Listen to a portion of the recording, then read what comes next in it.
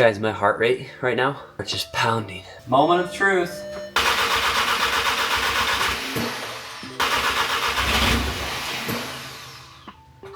Today we're going to be bringing this 2015 Audi A3 back to life.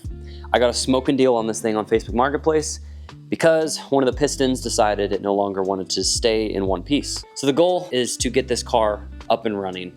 We're going to be putting all new pistons in this car and doing the timing. Now, I'm doing it all in the car. I'm not pulling the engine out, and we're just gonna throw this thing back together and see what happens. So let me show you what I got going on over here on the bench, and we will get started. This was my compression test. So you can see 135, 135, 0, and 110. So pistons number 3 and 4 were hurt and did not work. So this is piston number 3. And as you can see, also the connecting rod on piston number 3 did not stay straight. So that has a good little bend in it. What we have here are some scratch and dent pistons from a well-known engine builder. These are just kind of spare ones he had laying around.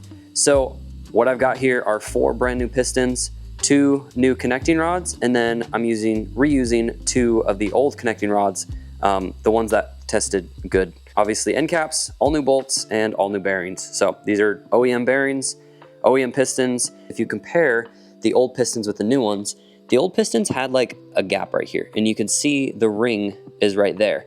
These are solid all the way around, which, if you look at this side, was the weak point that ended up causing our problem. They also have a slightly different dome structure on the front, so these are a little bit bigger and flatter versus these other pistons are more like a dome and slightly smaller. So I was told that they would work just fine. Over here you can see my pile of parts. All this stuff has been cleaned and is all ready to go back on the car. I got this car for cheap. My goal is to rebuild it on the minimum and rebuild it as cheap as I can and just have it as like a daily driver that I can just beat up on and just not worry about. Anyways, I'm gonna stop talking and I'm gonna get started. We're gonna get this thing put back together and take you guys along for the ride.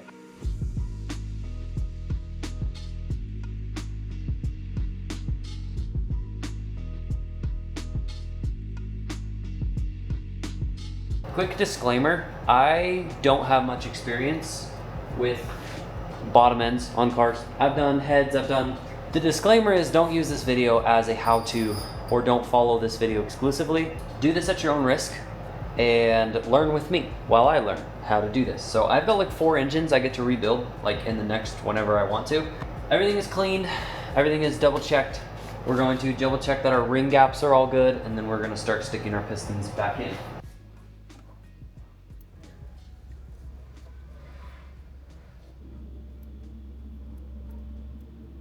So this here, you can see this is a used rod, but brand new piston. This was the same rod that was in this cylinder number 2. So we're gonna just put the same rod back in there. On the piston, you can see there's a little arrow that tells you which way goes towards the front. Now, I do need to make sure that these piston rings are where I need them to be.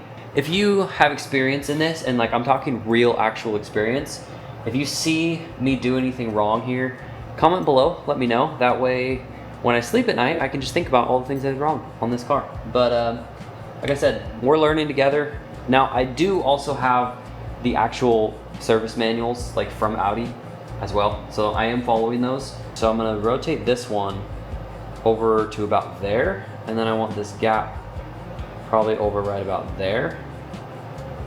Make sure we close that up. And then the other gap I want to be right there. So we're about right. Everything's about 1/3 of the piston, if that makes any sense. This is just me looking at it and trying to use common sense, but last time it blew this part of the piston right where right where the wrist pin is. That's where it blew the piston out. So what I'm gonna do is keep my rings away from this gap right here, and hopefully that kind of helps. Now just bear with me as I learn this, because you know, we all gotta start somewhere. So don't roast me too much. Now, I did get these parts from a reputable engine builder. He pretty much just said, give the cylinder walls a light hone and then just throw those pistons in and I'll be fine. I'm not trying to build a crazy high horsepower car here. I'm mostly just rebuilding this car. But let's go ahead and double check. I'm gonna make sure my rod bearings are centered in here. Make sure there's an even gap on either side. Make sure they're nice and straight. And then also on your actual rod, you have these dots right here. These dots go towards the front of the engine, as well as this arrow. So just make sure your rod and your piston are the same. Make sure my wrist pin keepers are in place. All my rings are where I want. Just stick this on there. We're on there. Now this is cylinder 2. I'm gonna be careful not to let this scrape on the sidewalls. Gently. 1, 2. Ta-da! There it goes. And that, I guess, works. Not bad for a first timer, if I do say so myself. Now we'll want to get that lined up and placed at some point here. But first things first, I'm happy with that. Let's go ahead and do another one. Anyways, I'm just gonna keep working on this. I'll speed this up so you guys don't have to sit here and watch me do all of this. Oh, that's not what you want.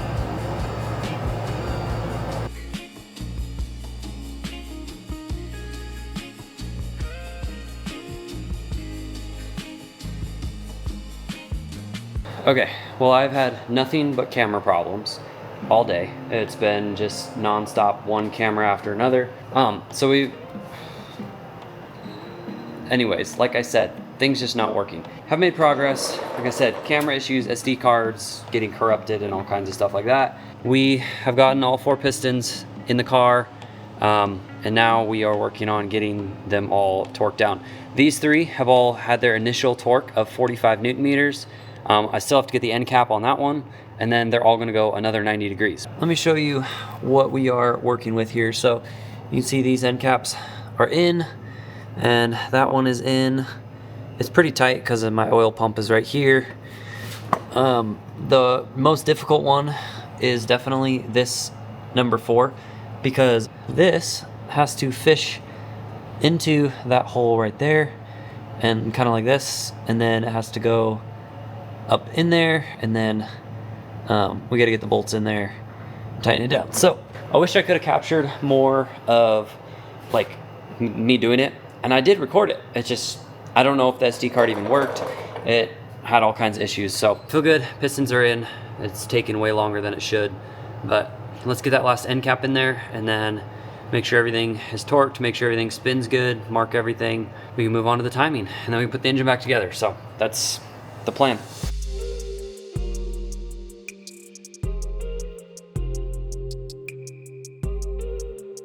Oh, guys, getting those bolts in that connecting rod end on there was not easy at all, but we did manage to get it. It's already gotten late. This took me way longer than I needed to. I actually went ahead and put some plastic wrap up there. I just needed a break from the car for a minute.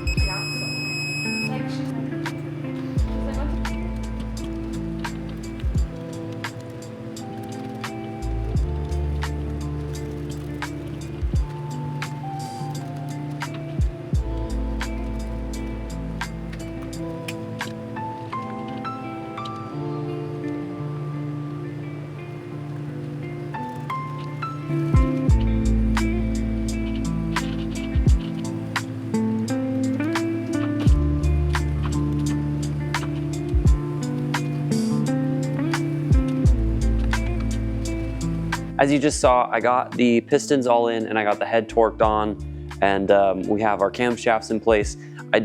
My camera died, but I did manage to get the front timing cover off, so I had to pull this motor mount off. I got the timing cover off, got the timing chains all out. So yesterday I was just hanging out with my wife. We were just, I was working on cars. She was actually playing Minecraft on the TV, but we were just hanging out. So I didn't really want to talk to the camera or do anything like that. I thought I was gonna get all this done like the day before yesterday, but we had some issues getting the pistons in. I had one of the oil rings got a little bit twisted and didn't get seated all the way, so it was scratching the cylinder wall a little bit. So I had to pull that piston back out. Of course, that was the difficult piston to get in. Had to pull that back out, get that all straightened out. It's in there and it's good now. Yeah, we'll see where we end up. Hopefully we get this thing running today. But I'm not gonna say I'm going to, because you just never know. I actually need to get this car out of here. This is a customer car. It's got some weird diagnostic things I gotta do. So I gotta get that car out of the shop real quick, but then we'll jump onto this. This is all the old timing stuff. I don't think any of this is new. From what I can tell, I think this engine has been fully apart before. I think someone did like a cheap, partial, quick rebuild on it at some point, but this timing is definitely the OEM stuff. This stuff just cracked super easy. So unlike a lot of cars, these things don't use gaskets. They use silicone or something like this. Loctite 518. This stuff I like to use. A lot of manufacturers use that stuff actually. It's basically a gasket maker, but it's super thin. This is the Audi, this is their service manuals. Looking for these diagrams, it kind of shows you the process of putting these parts on there, and I just make sure I don't miss anything. So as you can see, this is where all I need to apply silicone. So that's what I needed.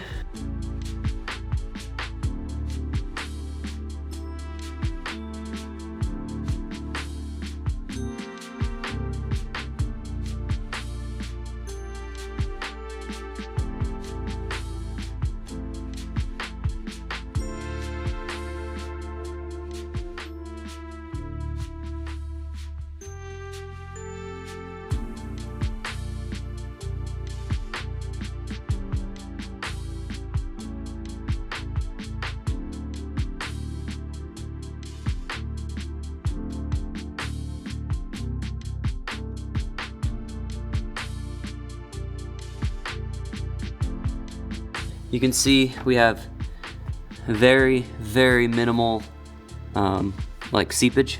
You can see we've got a little bit coming out. And again, the nice thing about this stuff is I can literally just wipe it away and it'll just wash away and it'll all be gone. So this is the stuff that they used before, and you can see there's so much of it. And maybe it works, but it just, I don't know, it's not as clean, doesn't work as well. But here's a better look at this image that I was following, the diagram. And then I'll go through and follow the torque sequence on it. In case you're wondering, you can actually download these service manuals online. You just have to buy like a subscription to the, I think it's called Erwin, E-R-W-I-N. But you pay like, it's like 30 bucks for a day, and you can download as many of these as you want. So being that I'm like an actual shop here, I use these things all the time. So what I did is I bought a day and I just spent like 6 hours just downloading every single one of these and saving them, and so now I just have them all for pretty much every Audi.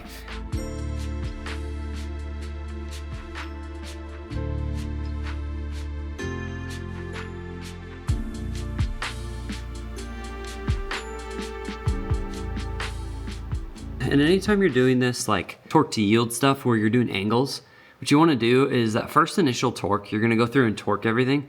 But you want to go back and go through it again on the same exact torque setting, because if you were to do that on like head bolts, for instance, a lot of times, you know, your first bolt that you started on, by the time you finish your first round, that first bolt is not as tight as it was. So you just want to make sure everything is where it needs to be before you do the angles.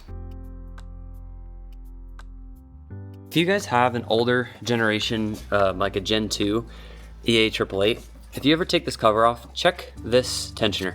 If you have the little short one that's like this big, I would highly recommend updating it to this one, because the way that this works, and this is the newer generation, and they'll fit right on. Like you can put a Gen 3 timing kit on a Gen 2 engine. You do have to trim one little tensioner on this side, but this keeps this chain on here. So when things do start to like wear out, and if you are getting close to needing your timing being done, you're a lot less likely for your car to jump timing having these guides on there. You can see we've got our marks right here, and our chains have their little marks. On the bottom side, you can see the arrow right here, and that's lined up with that part of that link as well. Now these new timing chain kits have, like, you can see how it's got this part that wraps around. They're a lot more secure. So now that we've got everything in time, we're gonna go ahead and pull the keepers out, or these locks, these cam locks. That way everything can rotate freely. On the front of the timing covers, there's these grommets. You can actually pull these off, and those are lined up right in line with your tensioner, and it shows this little hole right here, so you can actually see where your tensioner is at. So you can see on this one, we are at what, like 2 or 3. If yours is like at like 7 or 8, then you should probably replace this thing. Now I just gotta add the last chain, which goes down here into the oil pan and to the oil pump. Okay, timing is all on there. We've gotten everything torqued down, cam bridge is on, cam, I don't know what these are, actuators, screen, somethings. These are reverse thread, so they're kind of weird, but 35 Newton meters, 20 on the guides. These I believe were like 11 or something like that. And then, yeah. I also have to put the tensioner on for this thing.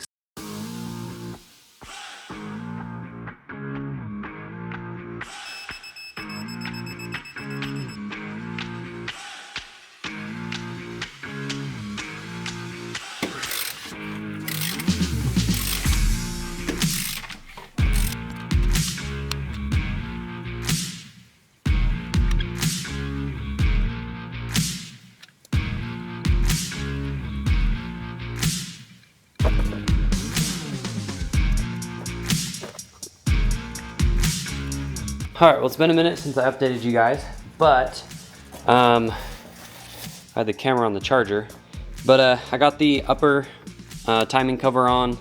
I got the, motor mount on. I got the jack out of the way. So now we are back to pretty much just final assembly on the top end here. I do still need to put the oil pan down on the bottom. And then assemble all of this, and then we should be ready to go. One of the things I'm gonna try to do is prime this oil pump. I don't know that I need to, but I want to make sure that it primes, because I don't wanna have issues with, you know, oil starvation. So I have this water bottle full of oil, and I'm going to attempt to stick it up in here like this, and then I'm going to squeeze oil into that pump while turning it over by hand right here, and in turn hopefully sucking as much oil into the pump as I can. The other thing I got going on is my ultrasonic cleaner. I've got my fuel injectors and kind of my fuel system components in here. It's really hot, but they are all looking really good. It is finally time. We are there. I spent way longer than I wanted to doing this project, but we got it done. I'm currently pressure testing the cooling system to make sure that we don't have any leaks before I go ahead and vacuum fill it. My camera ran out of battery yesterday and my SD card was full, so I was not able to record kind of just the final assembly, which honestly isn't that interesting. It's just a lot of time just putting hoses, connectors, fitting things on there, taking things off, fitting them back on there just to make sure everything is fit and finished properly. But as you can see, I got an aftermarket intake on here. This thing did actually come with a 034 aftermarket intake like top hat box. I went ahead and sold that one on Marketplace, and I just went and bought this one. This is just a cheap $200 one off of Amazon. It fits like a $200 intake would, so it works good. Everything else is pretty much buttoned up. We got spark plugs in there. This thing does have a catch can. It has obviously the turbo. With all that said, this thing is put back together.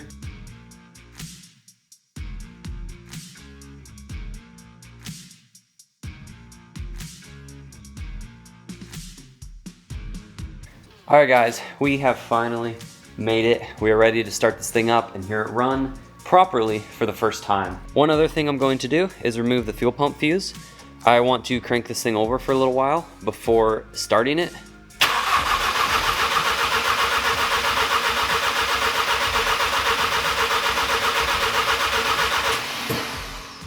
Okay, let's put this fuse back in. Guys, my heart rate right now, my heart's just pounding because I really hope this works. This was a lot of work. I really don't want to have to take this thing apart again. So, nothing left to do but to do it.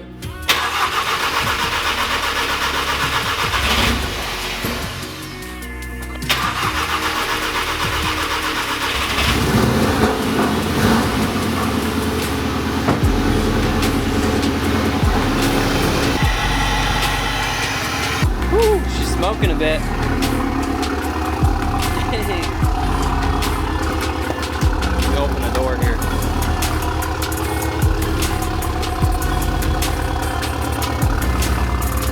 Oh yeah, she's chooching. There's gonna be a lot of oil to burn off of the exhaust.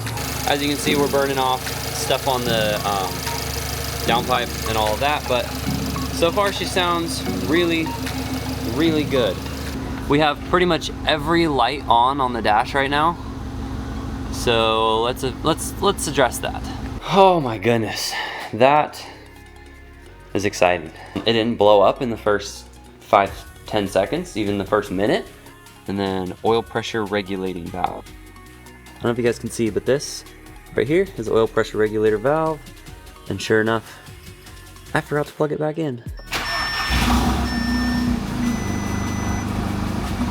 There's just a little bit of a hint of a sputter. Sounds like it might be picking up a little bit of a misfire.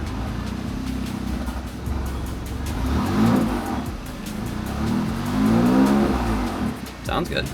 If you look at it here,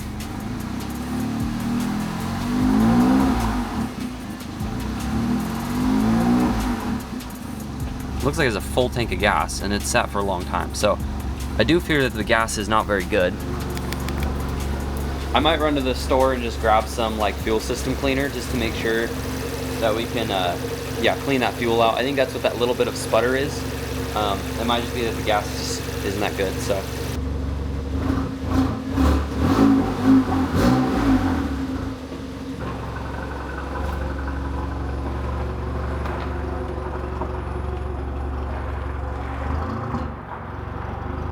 alright, well, as you can see, I think it's just burning off residue, but we're just gonna have to see, I guess, see how it goes.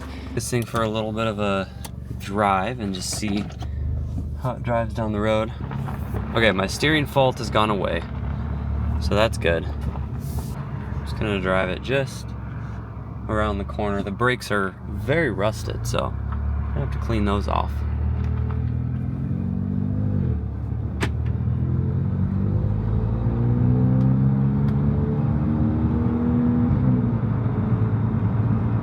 Steering wheel's a little, it wants to pull to the right a little bit.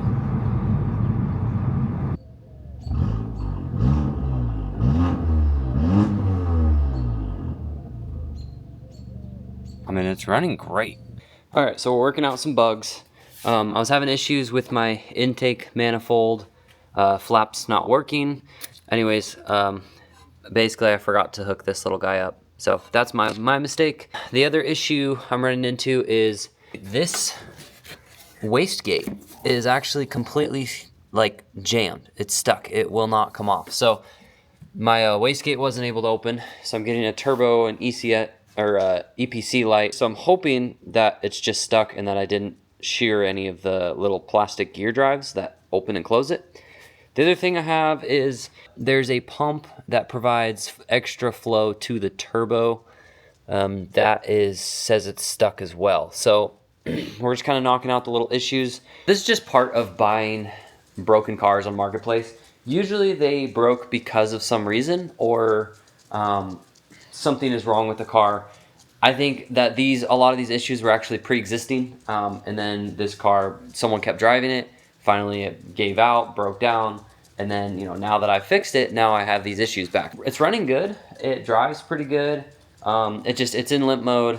Obviously, I'm not going to drive it much with the issues that I'm having on here, and I want to make sure everything is dialed in before I do anything else. So after a few hours and removing a bunch of other parts, I removed all these solenoids, which gave me actually pretty good access. And then I had to get a bunch of stuff off. Yeah, we managed to get it out. This thing was such a pain to get out, but that's all right. We got it, and it was necessary. As you can see, I can move this one without this one turning, and that is because right there, it's broken off right there, and then it's cracked on, let's see, right there, it's cracked.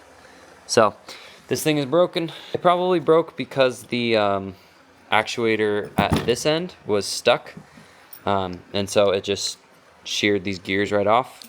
Now I have to go buy another one of these. So I gotta find that, order those parts, and we'll get on with that. Unfortunately, I gotta order parts. It's gonna be a little bit. So that's gonna be it for this video. Hope you enjoyed. Please stick around because we got more content coming on this. We also have content coming on the A4 right there because, as you can see, we have an engine right there. So I have motor mounts, I have an engine, I have everything I need to put an engine in that car. I'm mailing off the ECUs this week. It's gonna be crazy. So stick around, things are gonna get interesting. But that's gonna be it for this one. Unfortunate, she's not ready to go yet, but that'll come in part 2. So stick around, and I'll see you in that one.